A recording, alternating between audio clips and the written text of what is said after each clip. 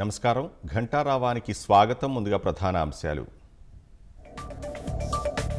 కాసేపట్లో గుంటూరు పోలీసుల కస్టడీకి పోసాని. సాయంత్రం 5 గంటల వరకు ప్రశ్నించనున్న సిఐడి.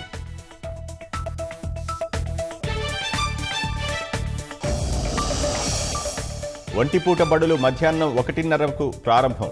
10వ తరగతి పరీక్షలు జరిగే రోజుల్లో పాఠశాల వేళలు మార్పు.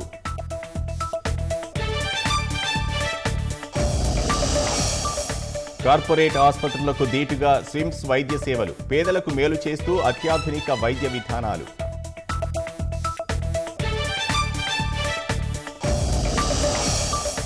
కర్నూలు జిల్లాలో రైతన్నలకు కన్నీరు పెట్టిస్తున్న ఉల్లి. ధరల పతనంతో భారీ నష్టం వాటిల్లుతోందని ఆవేదన.